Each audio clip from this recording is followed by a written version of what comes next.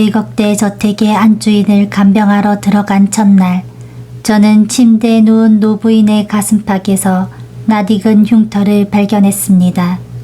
30년 전 저를 버리고 떠난 우리 엄마의 몸에 있던 것과 똑같은 흉터였습니다.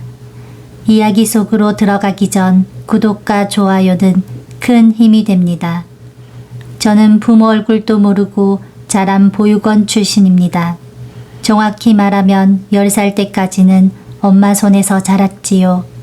아빠라는 존재는 태어나서 단 한 번도 본 적이 없었고, 엄마는 어린 저를 키우기 위해 시장나물 장사부터 식당 설거지, 남의 집 식모살이까지 안 해본 일이 없었습니다. 밤마다 술에 취해 박복한 팔자라며 울던 엄마를 보며 저는 일찍 철이 들었고 어서 어른이 되어 엄마를 쉬게 해주고 싶었습니다. 하지만 10살이 되던 해 월세가 밀려 단칸방에서 쫓겨난 날이었습니다.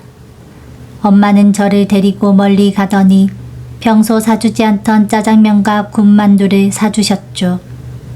본인은 배가 부르다며 제가 먹는 모습을 물끄러미 바라보기만 하던 엄마의 눈빛이 아직도 잊히지 않습니다.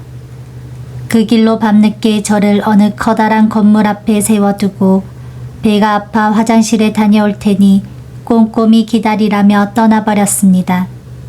날이 밝아 건물의 어른들이 나올 때까지 기다렸지만 엄마는 오지 않았습니다. 그곳은 바로 보육원이었습니다. 10살이라는 나이는 엄마가 나를 버렸다는 사실을 똑똑히 깨달을 만큼 자란 나이였기에 저는 울부짖으며 엄마를 지우기로 결심했습니다.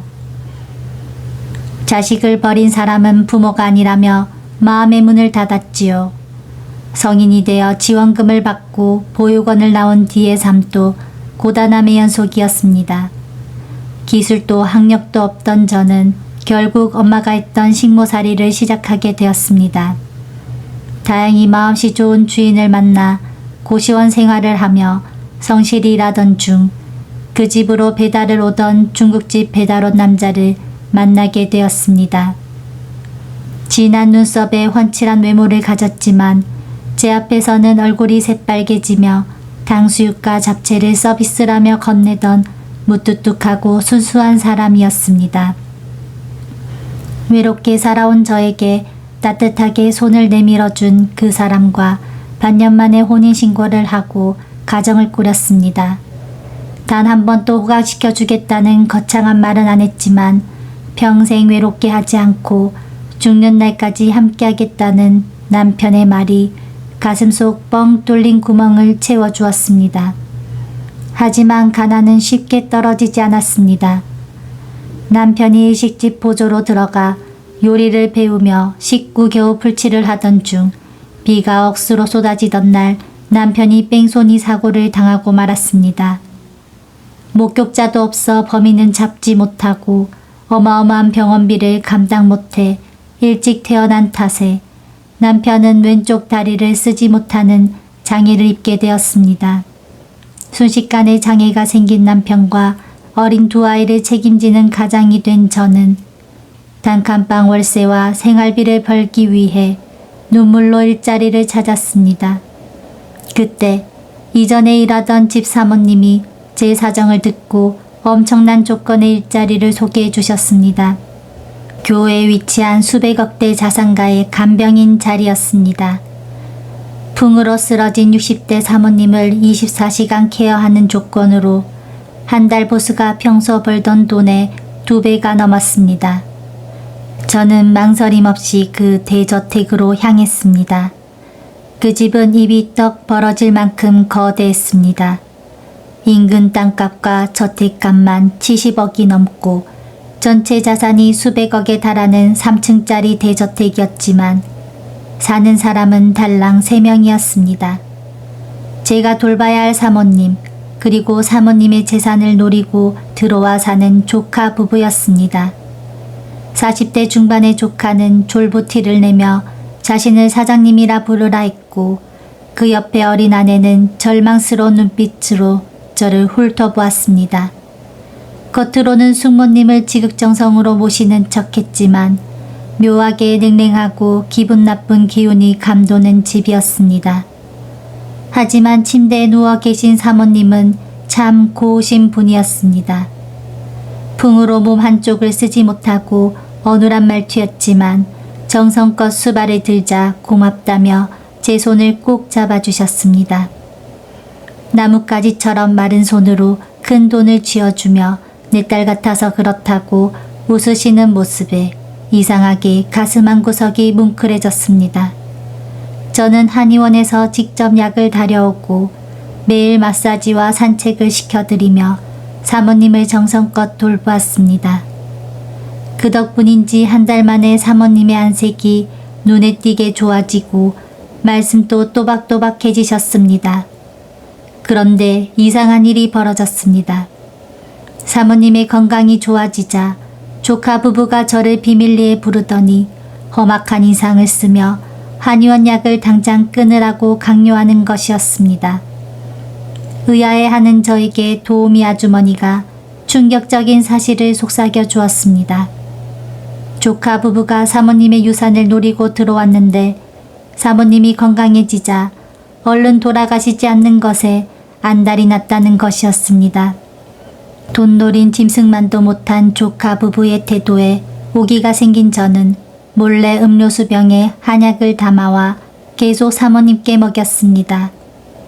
날이 갈수록 사모님은 혼자 걸을 수 있을 정도로 기력을 되찾으셨고 왕진원 의사마저 기적이라고 혀를 내둘렀습니다. 그리고 그날 밤 사건이 터졌습니다.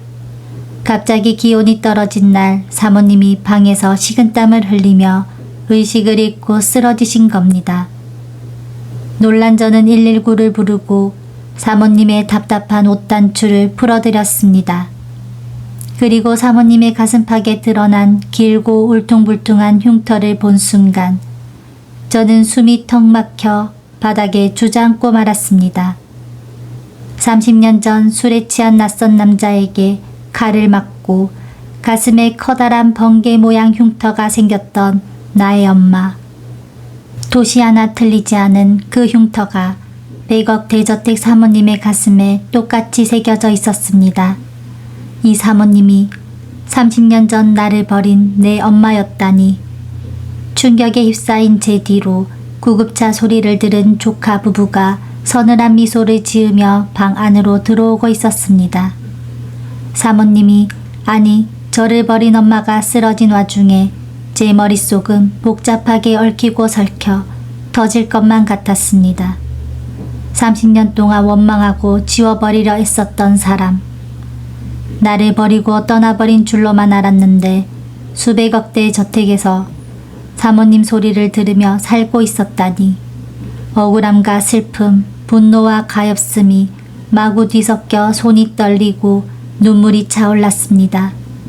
하지만 감정을 추스릴 새도 없이 구급차가 도착했고 저는 홀린 사람처럼 구급차에 동승했습니다. 조카 부부는 귀찮다는 듯 표정을 구기며 병원에 동행하려 하지도 않더군요.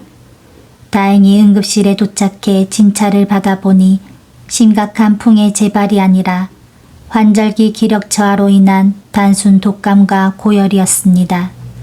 며칠 입원해 영양제와 약을 처방받으면 금방 털고 일어날 수 있다는 의사의 말에 저는 그제야 참았던 숨을 내쉬었습니다. 입원실로 옮겨진 후 조심스레 가사 도우미 아주머니에게 연락해 사모님의 본명과 생년월일을 확인했습니다. 김정순, 1958년생.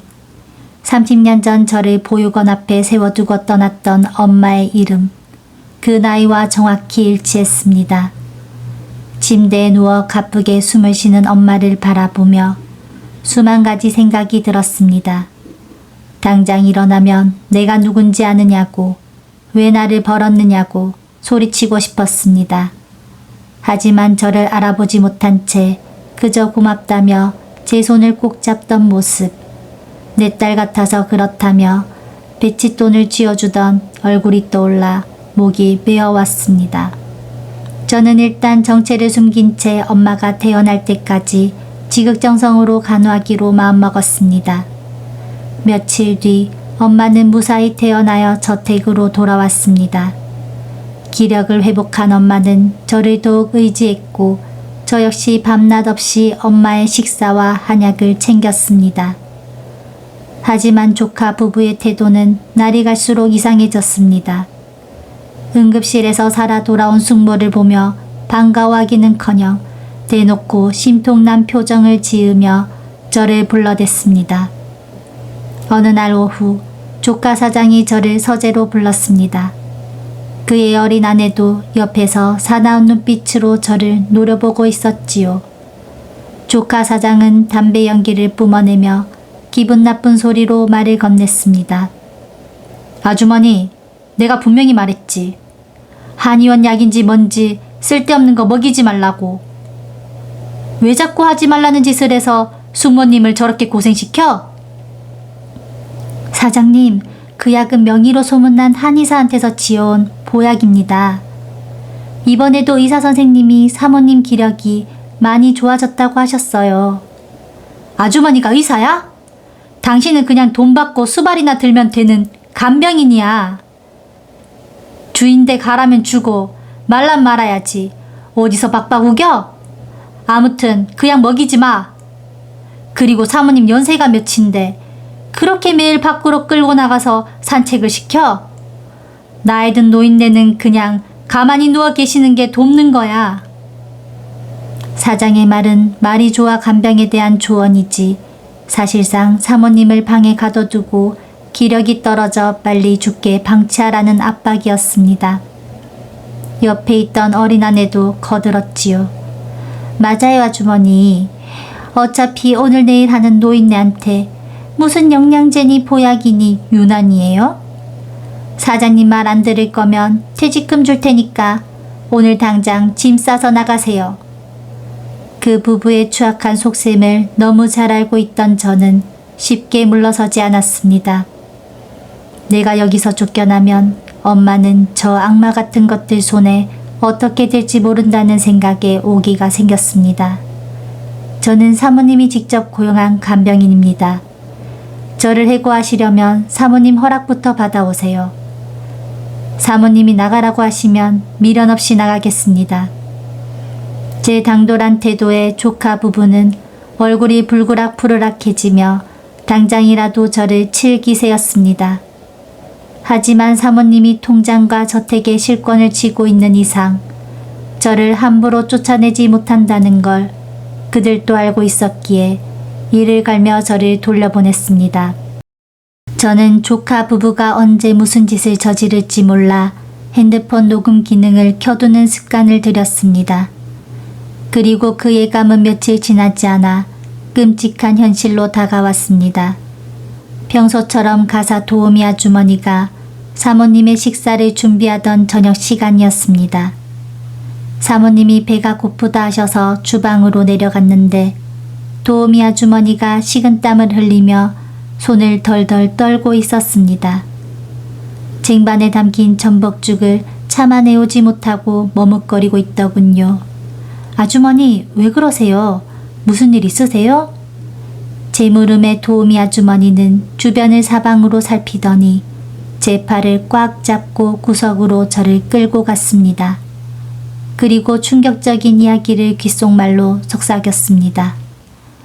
간병인 아주머니, 나 진짜 무서워 죽겠어. 아까 내가 잠깐 화장실 다녀오면서 봤는데 작은 사모가 주방에 몰래 들어와서 이 전복죽 냄비에 무슨 하얀 가루를 털어놓더라고. 네? 하얀 가루요? 응. 내가 들어오는 소리가 나니까 깜짝 놀라면서 약봉지 같은 걸 주머니에 쑤셔놓고 허둥지둥 나가버렸어. 아무래도 사람 잡는 약 같아. 아주머니, 이거 절대 사모님 먹이면 안 돼. 도우미 아주머니의 말에 온몸에 피가 차갑게 식는 기분이었습니다. 100억 재산을 독차지하기 위해 사모님이 건강을 되찾고 유산 환원이나 다른 생각을 할까봐 아예 독을 써서 죽이려고 한 것이었습니다. 저는 일단 아주머니를 안심시키고 그 독이 든 전복죽을 모조리 하수구에 버렸습니다. 그리고 새로 죽을 끓여 위층으로 올라갔습니다. 사모님을 안전하게 보호해야 한다는 생각에 가슴이 쿵쾅거렸습니다. 그러나 진짜 악마 같은 조카 부부의 음모는 거기서 끝이 아니었습니다. 다음 날 저녁 상을 물리고 사모님의 다리를 마사지해 드리고 있던 그때 조카 부부가 방문을 부숴버릴 듯 열어젖히며 들이닥쳤습니다. 조카 사장의 손에는 어딘가에서 가져온 투명한 봉투가 쥐어져 있었고 그의 얼굴에는 살기가 가득했습니다. 사장은 들어오자마자 제가 쟁반 위에 올려두었던 사모님의 밥그릇을 발로 차서 엎어버렸습니다. 쨍그랑하는 소리와 함께 죽이 바닥에 사방으로 튀었습니다. 이게 무슨 짓입니까, 사장님? 당신, 이게 뭔지 알아? 보고독이야, 보고독. 너 우리 숙모한테 무슨 짓을 한 거야? 사장은 제 얼굴에 흰 가루가 조금 남아있는 비닐봉지를 던졌습니다. 옆에 있던 아내도 기다렸다는 듯이 악을 쓰며 소리쳤습니다. 이 처먹을 아줌마가 돈에 눈이 멀어서 사모님 죽이려고 독을 탔네? 여보, 당장 경찰 불러. 이 여자 살인미수로 깜빵에 넣어버려. 침대에 누워 계시던 사모님은 너무 놀라 어버버하며 저와 조카 부부를 번갈아 바라보셨습니다. 조카 부부는 제가 사모님의 약에 보고독을 타서 살해하려 했다며 제 쓰레기통에서 이 봉투가 나왔다고 자작극을 벌이고 있었습니다. 심지어 그 화살은 제 남편에게까지 향했습니다. 생각해보니 이 아줌마 남편이 일식집에서 일했다며? 일식집 보조로 일하던 절름발이 남편 놈이 보고독 구해서 마누라한테 넘겨준 거 아니야? 부부가 쌍으로 눈이 돌아서 수백억 재산 노리고 숙모님을 죽이려 해?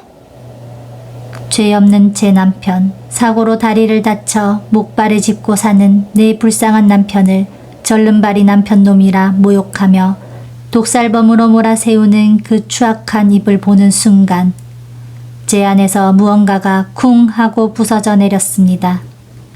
더 이상 참을 수도 가만히 있을 수도 없었습니다. 제 입에서 차가운 소리가 흘러나왔습니다. 억울하게 사고를 당해 다리를 저는 남편을 들먹이며 그것도 모자라 한패로 몰아 독살범 프레임을 씌우려는 조카 부부의 악마 같은 표정을 보자 머릿속에서 이성이 툭 하고 끊어졌습니다. 조카 사장은 기고만장한 얼굴로 제 어깨를 사정없이 밀치며 고함을 질렀습니다. 왜? 사실을 말하니까 배알이 꼴려? 어쩐지 근본도 없는 간병인 주제에 오지랖 떨면서 한약이니 뭐니 싸고 돌더라. 남편 놈이랑 짜고 우리 숙모 죽인 다음에 재산이라도 한미천 챙기려고 했어? 당장 경찰에 신고해서 너네 부부 둘 다 깜방에 쳐넣을 테니까 그렇게 알아. 옆에 있던 어린 아내도 기다렸다는 듯이 제 뺨을 때리려고 손을 들어 올렸습니다. 이 어디서 굴러먹던 아줌마가 재산 욕심에 눈이 멀어서. 당장 나가. 손재수 없게 어디서 행패야? 하지만 저는 올라오는 그 여자 손목을 허공에서 강하게 낚아채 꺾어버렸습니다. 손목을 잡힌 작은 사모가 아, 이가 안 놓아? 하고 비명을 질렀고 당황한 조카 사장이 저를 때리려고 주먹을 쥐고 다가왔습니다. 저는 그 자리에 꼿꼿이 서서 저택 전체가 울려 퍼지도록 소리를 질렀습니다. 내가 누군 줄 알고 까불어. 내가 왜 우리 엄마를 죽여? 내가 왜? 순간 피가 튀길 것 같던 방 안에 쥐 죽은 듯한 정적이 흘렀습니다. 작은 사모는 손목을 잡힌 채 멍하니 저를 바라보았고 주먹을 들었던 조카 사장도 얼어붙었습니다. 조카 사장은 어처구니가 없다는 듯 헛웃음을 치며 침을 뱉었습니다. 뭐? 엄마? 이 아줌마가 독약 타다가 걸려서 진짜 미쳤나? 누가 내 엄마야? 어딜 감히 수백억 자산가한테 부모 타령이야. 사기꾼년이. 그래, 사기꾼은 당신들이지. 미친 자식들은 바로 당신들이야. 저는 조카 사장의 가슴팍을 팍 밀쳐버리고 침대 위에서 덜덜 떨고 계신 사모님, 아니 내 엄마에게로 성큼성큼 걸어갔습니다. 엄마는 충격과 공포로 눈동자를 흔들며 저를 바라보고 계셨습니다. 저는 엄마 앞에 무릎을 꿇고 떨리는 손으로 엄마의 굵어진 손을 꼭 쥐었습니다. 엄마, 아직도 나 몰라보겠어? 나야, 영선이. 30년 전에 버스 타고 중국집 가서 짜장면 사주고, 배 아프다고 화장실 갔다 온다고 하고 보육원 앞에 나 버리고 갔던 10살짜리 영선이라고. 영선이? 엄마의 어눌한 입술 사이로 제 옛 이름이 흘러나왔습니다. 엄마의 눈동자가 거세게 흔들리기 시작했습니다. 나 버리고 가서 잘 살 줄 알았어? 이렇게 거대한 집에 살면서 왜 날 찾아오지 않았어? 30년 동안 내가 얼마나 엄마를 기다렸는데 왜 나를 보육원에 던져두고 이렇게 살았냐고. 저는 마침내 참아왔던 서러움이 터져나와 엄마의 무릎에 얼굴을 묻고 오열했습니다. 30년 동안 가슴 깊은 곳에 맺혀있던 한이 눈물이 되어 쏟아졌습니다. 엄마는 믿을 수 없다는 듯 떨리는 손으로 제 머리칼을 거칠게 쓸어 넘겼습니다. 그리고 제 얼굴을 두 손으로 감싸주며 제 눈, 코, 입을 뚫어져라 바라보았습니다. 엄마의 눈에 순식간에 눈물이 차오르기 시작했습니다. 영선이, 너 진짜 내 딸 영선이야? 어머나 세상에, 영선아. 엄마는 비틀거리는 몸으로 침대에서 내려와 바닥에 주저앉은 저를 부둥켜 안았습니다. 몸 한쪽을 제대로 쓰지 못하면서도 힘을 다해 저를 꼭 끌어안고는 아이처럼 목 놓아 울기 시작했습니다. 미안하다 영선아. 이 못난 엄마를 용서해라. 널 버린 게 아니다. 널 살리려고. 내가 너무 가난해서 널 굶겨 죽일 것 같아서 그랬어. 미안하다. 내 딸 영선아. 모녀가 30년 만에 재회하여 통곡하는 모습을 보며 조카 부부의 얼굴은 순식간에 흑빛으로 변해갔습니다. 작은 사모가 비명을 지르며 조카 사장의 팔을 흔들었습니다. 여보, 이거 다 거짓말이야. 저 아줌마가 사모님 재산 노리고 사기치는 거라고. 미쳤어? 저런 거짓말에 속게. 조카 사장도 정신을 차린 듯 핏대를 세우며 저희 사이를 갈라놓으려 했습니다. 당장 떨어져. 어디서 어설픈 연극으로 사기를 쳐? 숙모님, 속지 마세요. 저 여자 완전 미친 사기꾼입니다. 당장 친자 확인 소송 걸고 경찰 불러서 깜빵에 넣어야 해요. 하지만 그때 딸을 품에 안은 엄마의 눈빛이 완전히 달라졌습니다. 평소 조카 부부 앞에서는 순한 양처럼 눈치만 보던 병약한 노인이 아니었습니다. 30년 전 자식을 지키기 위해 식모살이와 온갖 굳은 일을 버텨내던 강인한 어머니의 눈빛이 되살아난 것이었습니다. 엄마는 저를 자신의 뒤로 숨기며 바닥을 차고 일어나 조카 부부를 노려보았습니다. 닥쳐라, 이 짐승만도 못한 것들아. 엄마의 서슬퍼런 일침에 조카 부부가 흠칫하며 물러섰습니다. 엄마 입에서 터져나온 서슬퍼런 고함에 조카 사장과 작은 사모는 벼락이라도 맞은 듯 굳어버렸습니다.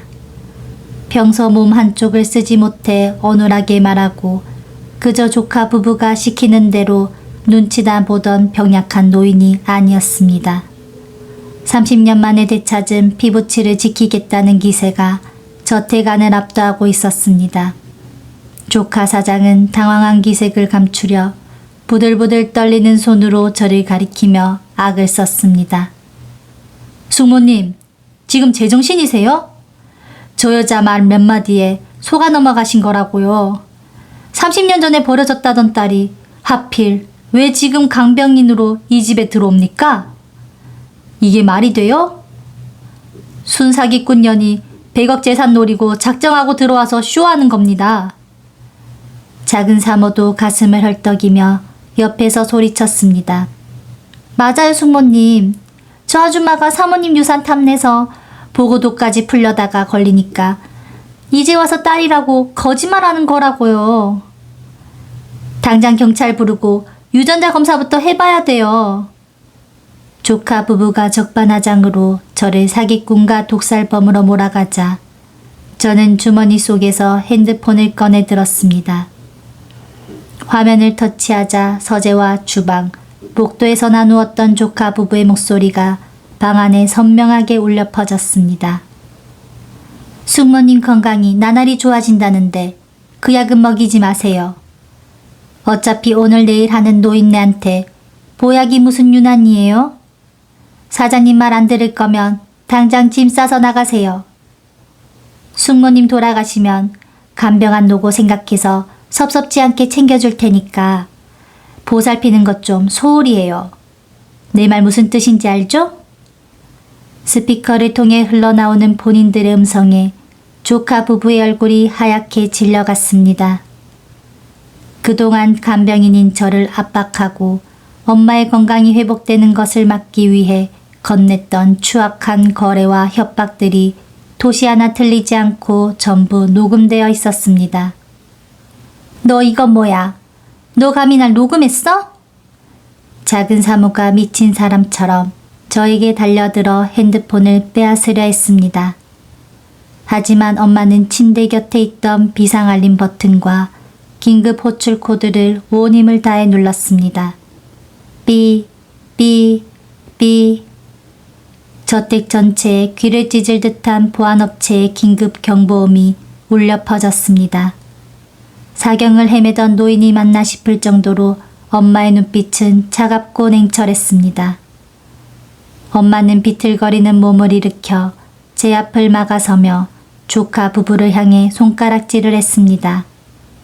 그동안 네 놈들이 내 재산 노리고 들어와서 겉으로만 수발드는 척 가식던 거 내가 모를 줄 알았더냐. 외로운 늙은이 옆에서 싫은 내색 없이 붙어 있길래 어차피 죽으면 얼마간 떼어주려고 했다. 그런데 뭐? 독을 풀어? 내 딸한테 누명을 씌워? 숙모님, 그게 아니라 닥쳐라. 내 재산 단 1원도 내 놈들한테 돌아가는 일은 없을 테니 그리 알아라. 당장 사설 보안업체와 경찰이 도착할 거다. 살인미수의 모함까지 한 죄 콩밥이나 먹으면서 속죄해라. 엄마의 선언과 함께 창밖으로 보안업체 차량의 사이렌 소리가 요란하게 울리기 시작했습니다. 경보음과 사이렌 소리가 뒤섞이자 사색이 된 조카 부부는 서로를 밀치며 방문 밖으로 불이 나게 도망쳐 버렸습니다. 싸늘해진 방 안, 경보음이 꺼지고 정적이 찾아오자 엄마는 긴장이 풀린 듯 바닥으로 주저앉았습니다. 저는 얼른 엄마를 부둥켜 안았습니다. 엄마는 떨리는 손으로 제 뺨을 문지르며 눈물을 흘렸습니다. 영선아, 고맙다. 미안하다. 이 어미가 지은 죄가 너무 많아서 벌을 받느라 그동안 너를 찾아가지도 못했어. 아니야, 엄마. 나 여기 있잖아. 나 안 죽고 이렇게 잘 살아서 엄마 찾아왔잖아. 저희 모녀는 서로를 꼭 안은 채 밤이 새도록 눈물을 흘렸습니다. 30년이라는 단절된 시간 동안 쌓였던 원망과 서러움이 서로의 체온 속에서 조금씩 녹아내리고 있었습니다. 하지만 악마 같은 조카 부부의 악행은 여기서 끝이 아니었습니다. 도망쳤던 조카 부부는 다음날 변호사를 동원해 저를 신분 위조 및 재산 노린 사기범으로 고소하며 100억 유산 분쟁에 진흙탕 싸움을 걸어왔습니다. 도망쳤던 조카 부부는 그대로 물러설 위인들이 아니었습니다. 그들은 다음날 대형 로펌의 변호사를 동원하여 저를 신분 위조 및 재산을 노린 전문 사기꾼으로 고소하고 엄마의 재산에 대한 처분금지 가처분 신청을 냈습니다. 사모님의 풍증상과 치매 가능성을 들먹이며 간병인으로 들어온 제가 판단력이 흐려진 노인을 가스라이팅하여 딸 행세를 하고 있다고 언론과 법원에 허위 사실을 유포했지요. 심지어 그들은 법원에 제출할 친자 확인 유전자 검사 과정에서 검사 샘플을 바꿔치기 하려고 병원 관계자에게 뇌물을 건네다 적발되는 추태까지 부렸습니다. 그들의 비열한 공작에 가슴이 문드러졌지만 저는 더 이상 30년 전 버려져 울기만 하던 10살 꼬마가 아니었습니다. 제 곁에는 사랑하는 남편과 아이들, 그리고 마침내 되찾은 엄마가 있었으니까요. 지리멸렬한 법정 싸움이 시작되었습니다. 조카 부부 측 변호사는 판사 앞에서 당당하게 주장했습니다. 존경하는 재판장님, 피고인은 30년 전 보육원에 버려졌다고 주장하지만 이는 재산을 노린 철저한 계획 범죄입니다. 가난한 간병인이 수백억대 자산가에게 의도적으로 접근하여 가짜 모녀 연기를 하고 있습니다. 그 순간 저는 법정에 증인으로 참석한 엄마의 손을 꼭 쥐었습니다. 그리고 저희 측 변호사가 준비한 증거 자료들을 하나씩 제출했습니다. 첫 번째는 30년 전 제가 맡겨졌던 보육원의 입소 기록과 엄마가 저를 두고 갔던 당일의 정황이 담긴 서류였습니다. 그리고 두 번째는 법원에서 지정한 국립과학수사연구원의 엄격한 참관하에 진행된 유전자 검사 결과지였습니다. 검사 결과 피고인과 원고 간의 친자 관계 성립 확률 99.99%. 판사는 서류를 훑어본 뒤 조카 부부 쪽을 차가운 눈빛으로 바라보았습니다. 하지만 더 결정적인 증거가 남아 있었습니다. 바로 제가 간병인 시절 기록해둔 조카 부부의 독살 및 유산압박 녹음 파일과 가사도우미 아주머니의 양심선언 진술서였습니다. 전복죽에 정체 모를 가루를 넣던 조카 아내의 행적과 저를 쫓아내고 사모님의 건강을 악화시키려 했던 모든 음모가 법정에 울려 퍼졌습니다. 그리고 피고석에 앉아있던 엄마가 비틀거리는 몸을 일으켜 직접 입을 열었습니다. 재판장님, 저 조카란 놈은 제 남편이 죽고 혼자 남은 저를 모시는 척하며 이미 제 재산의 일부를 사업자금 명목으로 빼돌려 탕진한 놈입니다. 그것도 모자라 제가 기력을 회복하자 독을 먹여 죽이려 했습니다. 그리고 제 딸, 내 딸 영선이는 30년 전 제가 너무 가난하고 병들어 아이를 굶겨 죽일까봐 피눈물을 흘리며 보육원에 맡겼던 내 분신입니다. 제 전 재산은 제 딸과 사회에 한원될 것이며 저 악마 같은 자식들을 엄벌에 처해 주십시오. 엄마의 오열 섞인 증언에 법정안은 숙연해졌고 조카 부부의 얼굴은 완전히 흑빛으로 변했습니다. 모든 증거와 친자 확인, 그리고 본인의 명확한 의사가 확인되면서 조카 부부의 가처분 신청은 즉각 기각되었습니다. 나아가 경찰 수사를 통해 조카 부부가 사모님의 약에 보고독 성분을 투입하려 했던 정황과 살인미수, 공모 혐의가 모조리 입증되었습니다. 법의 심판대 위에 선 그들에게 판사는 단호하게 실형을 선고했습니다. 피고인들은 혈육이라는 탈을 쓰고 피해자의 재산을 노려 약물을 투여하려 했으며 죄 없는 간병인에게 누명을 씌우려 한 죄질이 극히 불량하다. 이에 피고인 조카에게 징역 7년, 피고인 아내에게 징역 5년을 선고한다. 법정에서 끌려나가며 제발 살려달라고 숙모님 잘못했다고 빌어대는 조카 부부를 뒤로 한 채 저는 엄마를 모시고 당당히 법원을 걸어 나왔습니다. 30년 동안 가슴을 짓누르던 거대한 바위가 비로소 내려앉는 기분이었습니다. 악마 같은 조카 부부에게 실형이 선고되고 감방으로 끌려간 뒤 대저택에는 마침내 참된 평화가 찾아왔습니다. 법적 절차가 모두 마무리되자 저는 엄마의 권유로 남편과 두 아이를 데리고 대저택으로 들어왔습니다. 처음에는 눈앞에 펼쳐진 거대한 집과 고급스러운 가구들에 어색해하던 남편도 특유의 넉살을 발휘하며 장모님, 진지상 올렸습니다. 장모님, 산책하러 가시죠. 하며 친아들처럼 엄마를 챙겼습니다. 두 아이도 할머니의 손을 꼭 잡고 옛날 이야기를 해달라며 재롱을 떨었지요. 늘 쓸쓸하고 냉기만 가득했던 100억 대저택에 아이들의 웃음소리와 남편의 쾌활한 목소리가 울려 퍼지기 시작했습니다. 그 광경을 바라보는 엄마의 얼굴에는 수십 년 동안 볼 수 없었던 환한 웃음꽃이 피어났습니다. 저는 더 이상 간병인이 아닌 진짜 딸로서 엄마의 곁을 지켰습니다. 아침이면 정성껏 삼계탕과 보약을 끓여 올렸고 따뜻한 햇살 아래서 휠체어를 밀며 정원을 산책했습니다. 30년 전 헤어지며 끊어졌던 모녀의 시간이 다시금 따스한 온기로 채워져 갔습니다. 엄마의 건강도 눈에 띄게 좋아졌습니다. 완전히 몸을 가누기는 힘들었지만 혼자서 숟가락질을 하실 수 있게 되었고 어눌했던 말투도 많이 또박또박해지셨습니다. 아마도 수십 년간 가슴속에 품었던 죄책감을 털어내고 잃어버렸던 딸과 손주들의 사랑을 받으며 마지막 힘을 다 내어주셨던 게 아닐까 싶습니다. 그렇게 꿈만 같은 인연이라는 시간이 흘렀습니다. 어느 청명한 가을날 아침, 엄마는 가족들이 모두 모인 자리에서 내 손을 꼭 쥐며 미소를 지으셨습니다. 영선아, 내 딸로 와줘서 고맙다라는 짧은 인사를 남기신 채 엄마는 자는 듯 편안하게 눈을 감으셨습니다. 갑작스러운 심장마비였습니다.